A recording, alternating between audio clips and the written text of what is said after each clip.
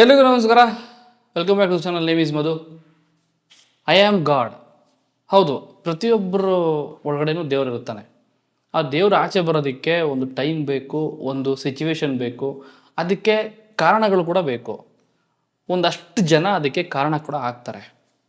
ಈ ಸಿನಿಮಾದಲ್ಲಿ ಅಂದರೆ ಸಿನಿಮಾದಲ್ಲಿ ಏನು ತೋರಿಸಿದಾರೋ ಅದ್ರ ಬಗ್ಗೆ ಮಾತ್ರ ಮಾತಾಡ್ತಾ ಇದ್ದೀನಿ. ರಿಯಲ್ ಲೈಫಲ್ಲಿ ಇದನ್ನು ಯಾರೂ ಸೀರಿಯಸ್ ಆಗಿ ತಗೊಳಕ್ಕೆ ಹೋಗ್ಬಿಡಿ. ಹುಡುಗಿರು ಹುಡುಗರ ಜೊತೆ ಯಾವ್ಯಾವ ರೀತಿ ಟೈಮ್ ಪಾಸ್ ಮಾಡ್ತಾರೆ, ಹುಡುಗರ ಲೈಫಲ್ಲಿ ಹೆಂಗೆ ಆಟ ಆಡ್ತಾರೆ, ಆ್ಯಂಡ್ ಆಲ್ಸೋ ನಮ್ಮನ್ನೇ ನಂಬಿದಂಥ ಅಪ್ಪ ಅಮ್ಮನಿಗೆ ನಾವು ಮೋಸ ಮಾಡಿದಾಗ ನಮ್ಮ ಮನಸ್ಸಲ್ಲಿ ಆಗುವಂಥ ಒಂದು ಆಘಾತ ಹೆಂಗಿರುತ್ತೆ, ಹುಡುಗರಿಗೆ ಆಘಾತ ಆದಾಗ, ಹುಡುಗರು ಹಾಳಾದಾಗ, ಅಂದರೆ ಹುಡುಗರು ತಾವು ಮಾಡದೇ ಇರೋ ತಪ್ಪಿಗೆ ಮಾತುಗಳನ್ನ ಕೇಳಿದಾಗ, ಶಿಕ್ಷೆ ಅನುಭವಿಸ್ಬೇಕು ಅಂತ ಒಂದು ಟೈಮ್ ಬಂದಾಗ ಹುಡುಗ ಯಾವ ಥರ ರಿಯಾಕ್ಟ್ ಆಗ್ತಾನೆ, ಇದನ್ನೆಲ್ಲ ಈ ಸಿನಿಮಾದಲ್ಲಿ ತೋರಿಸಿದ್ದಾರೆ. ಇದರಲ್ಲೊಬ್ಬ ವ್ಯಕ್ತಿ ಅವನ ಲೈಫು ತುಂಬ ಕಲರ್ಫುಲ್ಲಾಗಿ ಹೋಗ್ತಾ ಇರುತ್ತೆ. ಕಾಲೇಜ್ ಲೈಫು, ಆಮೇಲೆ ಗರ್ಲ್ ಫ್ರೆಂಡು, ಆಮೇಲೆ ಫ್ಯಾಮಿಲಿ, ಆಮೇಲೆ ಡಾರ್ಕ್ ಲೈಫ್ ಅವನ ಜೀವನಕ್ಕೆ ಯಾಕೆ ಬರುತ್ತೆ. ಓಕೆ, ಫಸ್ಟ್ ಆಫ್ ವಿಚಾರಕ್ಕೆ ಬಂದರೆ ನನ್ನ ಕೇಳಿದ್ರೆ ಸ್ವಲ್ಪ ಇನ್ನೂ ಏನಾದರೂ ಟ್ರೈ ಮಾಡಿದರೆ ಇನ್ನೂ ಎಂಗೇಜಾಗಿ ಇಟ್ಕೋಬೋದಾಗಿತ್ತು ಫಸ್ಟ್ ಆಫಲ್ಲಿ. ಆಮೇಲೆ ಹೀರೋ ಬಾಯಲ್ಲಿ ಬರೋವಂಥ ಡೈಲಾಗ್ಗಳು ನಾವು ನೀವು ಪ್ರತಿನಿತ್ಯ ನೋಡುವಂಥ ಲೈಫಲ್ಲಿ ನಾವೇನು ಮಾತಾಡೋಕ್ಕಾಗಲ್ವೋ ಅದನ್ನು ಹೀರೋ ಮಾತಾಡ್ತಿರ್ತಾರೆ. ಎಲ್ಲೋ ಒಂದು ಕಡೆ ಅವ್ನು ಹೇಳೋ ಡೈಲಾಗ್ಸು, ಸಿಚುವೇಶನ್ಸು, ಹೇಳೋ ಮಾತುಗಳು ನಮ್ಮ ಲೈಫ್ಗೆ ರಿಲೇಟ್ ಆಗ್ತಾ ಇದೆಯೇನೋ, ತುಂಬ ಹತ್ರದಲ್ಲಿದ್ದೀವಿ ನಾವು ಆ ಮಾತುಗಳಿಗೆ ಅಂತ ಫೀಲ್ ಆಗುತ್ತೆ. ಓಕೆ, ಫಸ್ಟ್ ಆಫ್ ಬಂದು ಸ್ವಲ್ಪ ಒಂಚೂರು ಇನ್ನೂ ಏನೋ ಬೇಕಿತ್ತು ಅಂತ ಅನ್ನಿಸ್ತು. ಸೆಕೆಂಡ್ ಹಾಫಲ್ಲಿ ಕೂಡ ಹಂಗೆ ಅನ್ನಿಸ್ತು. ಆದರೆ ಕ್ಲೈಮ್ಯಾಕ್ಸ್ ಇದೆಯಲ್ಲ, ಒಂದು ಹಾಫ್ ಆನ್ ಅವರ್ ಕ್ಲೈಮ್ಯಾಕ್ಸ್, ಒಂದು ಹಾಫ್ ಆನ್ ಅವರ್ ಏನಿದೆ ಸಿನಿಮಾ, ಅಲ್ಲಿ ಏನು ರಿಯಲ್ ಫ್ಯಾಕ್ಟ್ಸ್ ಏನು, ಇಲ್ಲೊಬ್ಬ ಸೀರಿಯಲ್ ಕಿಲ್ಲರ್ ಬರ್ತಾನೆ, ಸೀರಿಯಲ್ ಕಿಲ್ಲರ್ ಯಾಕೆ ಬರ್ತಾನೆ, ಅಥವಾ ಅವನು ಸೈಕೋನ, ನಿಜವಾಗ್ಲೂ ಸೀರಿಯಲ್ ಕಿಲ್ಲರಾ, ಅಥವಾ ಯಾಕೆ ಸಾಯಿಸ್ತಾ ಇರ್ತಾನೆ, ಸಾಯಿಸೋದಕ್ಕೆ ಒಂದು ಕಾರಣ ಏನು, ಇದಕ್ಕೆಲ್ಲ ಅಂದರೆ ಈಗ ಕೆಲವೊಂದು ದೊಡ್ಡ ದೊಡ್ಡ ಘಟನೆಗಳು ನಡೆಯೋದಕ್ಕೆ ನಮ್ಮ ಹಿಸ್ಟ್ರಿಗಳಲ್ಲಿ ಇತಿಹಾಸವಾಗಿ ಉಳ್ಕೊಂಡಿರುವಂಥ ಘಟನೆಗಳಲ್ಲಿ ಒಂದು ಹೆಣ್ಣು ಕಾರಣ. ಒಂದು ಹೆಣ್ಣಿಂದನೇ ಏನೋ ಹೇಳ್ತಾರೆ, ಸಮಥಿಂಗ್ ದೊಡ್ಡ ದೊಡ್ಡ ಗ್ರಂಥಗಳ ಹೆಸರು ಹೇಳ್ತಾರೆ, ಒಂದು ಹೆಣ್ಣಿಂದನೇ ಹಿಂಗಾಯಿತು, ಒಂದು ಹೆಣ್ಣಿಂದ ಹಂಗಾಯಿತು ಅಂತ. ಅದೇ ರೀತಿ ಒಂದು ಹೆಣ್ಣೆ ಈ ಸಿನಿಮಾದಲ್ಲಿ ಈ ವ್ಯಕ್ತಿ ಏನು ಮಾಡ್ತಿರ್ತಾನೆ, ಹೀರೋ ಆದವನು, ಅವಳೇ ಕಾರಣ ಆಗಿರ್ತಾಳೆ. ನಾನು ಏನಪ್ಪ ಹೆಣ್ಮಕ್ಳನ್ನ ಹೆಂಗೆ ನಂಬೋದು, ಹೆಂಗೆ ನಂಬಿ ಅವ್ರ ಜೊತೆ ಹೆಂಗೆ ಜೀವನ ಮಾಡೋದು.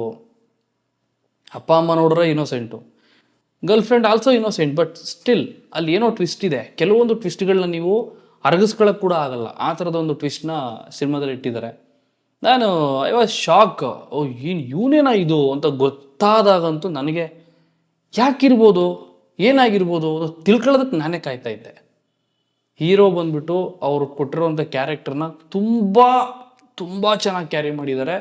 ಆ ಜಾಲಿ ಬಾಯ್, ಆ ಜಾಲಿ ಜೆಂಟಲ್ ಮ್ಯಾನ್, ನನ್ನ ಲೈಫ್ನ ನಾನು ತುಂಬ ಚೆನ್ನಾಗಿ ಲೀಡ್ ಮಾಡಬೇಕು, ನಾನು ತುಂಬ ಚೆನ್ನಾಗಿರಬೇಕು, ಆಮೇಲೆ ಮೇಕಿಂಗ್ ಆಫ್ ಮೆಮೊರೀಸ್, ನಾನು ವಯಸ್ಸಾದಾಗ ಒಂದಷ್ಟು ಕತೆಗಳು ಹೇಳ್ಕೋಬೇಕು ಅಂತಂದರೆ ನಾನು ಹೆಂಗಿರಬೇಕು, ನಾನು ಏನು ಮಾಡಬೇಕು, ಅದಕ್ಕೆ ಎಲ್ಲನೂ ಮಾಡ್ತಾ ಇರ್ತಾನೆ. ತರಲೆ, ಕಿತಾಪತಿ, ಜಗಳ, ಗಲಾಟೆ, ಕಾಲೇಜಲ್ಲಿ ನಿಮ್ಗೆ ಗೊತ್ತು ಕಾಲೇಜ್ ಲೈಫ್ ಹೆಂಗಿರುತ್ತೆ ಅಂತ, ಎಲ್ಲನೂ ಮಾಡ್ತಾ ಇರ್ತಾನೆ. ಅವನಿಗೆ ಇಷ್ಟು ಜಾಲಿಯಾಗಿ ಇದ್ದವನ ಲೈಫಲ್ಲಿ ಒಂದು ದೊಡ್ಡ ಆಘಾತ ಎದುರಾದಾಗ ಅವನು ಯಾವ ರೀತಿ ಬದಲಾಗ್ತಾನೆ, ಅವನು ಏನು ಮಾಡ್ತಾನೆ ಅನ್ನೋದೇ ಈ ಸಿನಿಮಾ.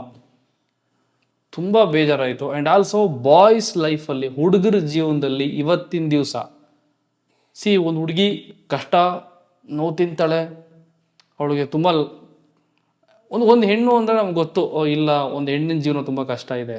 ಆದರೆ ಇವತ್ತಿನ ಜನ್ರೇಷನಲ್ಲಿ ಒಂದು ಹುಡುಗನ ಜೀವನ ತುಂಬ ಕಷ್ಟದಲ್ಲಿದೆ.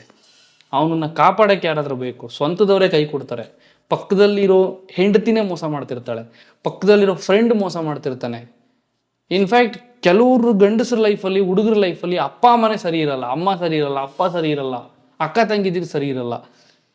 ಓವರಾಲ್ ಒಬ್ಬ ಹುಡುಗ ಯಾವ್ಯಾವ ರೀತಿ ತನ್ನ ಸಮಸ್ಯೆಗಳಿಗೆ ತಗಲಾಕೊಂಡು ಒದ್ದಾಡ್ತಾನೆ ಅನ್ನೋದು ಈ ಸಿನಿಮಾದಲ್ಲಿ ತುಂಬ ಚೆನ್ನಾಗಿ ತೋರಿಸಿದ್ದಾರೆ. ಇದನ್ನು ನೀವು ನೋಡಬೇಕು ಅಂತಂದರೆ ನಿಮ್ಮ ನಿಯರೆಸ್ಟ್ ಥಿಯೇಟ್ರಲ್ಲಿ ಹೋಗಿ ನೋಡಿ. ಸಿನಿಮಾದ ಹೆಸರು I am god. I am god ಅಂತ ಏನಕ್ಕೆ ಹೆಸರಿಟ್ರು ಅನ್ನೋದಕ್ಕೆ ನಿಮಗೆ ಒಂದು ಬಲವಾದ ಕಾರಣ ಇದೆ. ಹೇಳಿದ್ನಲ್ಲ, ಪ್ರತಿಯೊಬ್ಬರ ಒಳಗಡೆನೂ ಗಾಡ್, ದೇವರು ಇದ್ದೇ ಇರ್ತಾನೆ.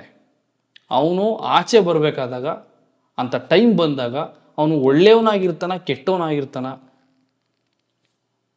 ಇದು ಸಿನಿಮಾ ನನಗೆ ತುಂಬ ಇಷ್ಟ ಆಯಿತು. ಸ್ವಲ್ಪ ಒಂಚೂರು ಇನ್ನೂ ಏನೋ ಮಾಡಬೇಕಿತ್ತು ಅಂತ ಅನ್ನಿಸ್ತು. ಅದು ಬಿಟ್ಟರೆ ಕ್ಲೈಮ್ಯಾಕ್ಸಲ್ಲಿ ಜಸ್ಟಿಫಿಕೇಷನ್, ಕ್ಲಾರಿಟಿ ತುಂಬ ಚೆನ್ನಾಗಿ ಕೊಟ್ಟಿದ್ದಾರೆ director. Hats off the director. ಈ ಥರ ಸಿನಿಮಾಗಳು ಇನ್ನೂ ಬರಬೇಕು ಅಂತ ಅನ್ಕೋತೀನಿ. ಬಟ್ ಇನ್ನೂ ಸ್ವಲ್ಪ ಡೆಪ್ತ್ ಇರಬೇಕಿತ್ತು. ಸ್ಕ್ರೀನ್ ಪ್ಲೇ ಒಂಚೂರು ಟೈಟಾಗಿದ್ದರೆ ಆಡಿಯನ್ಸು ಎಂಗೇಜ್ ಆಗಿರ್ತಾರೆ.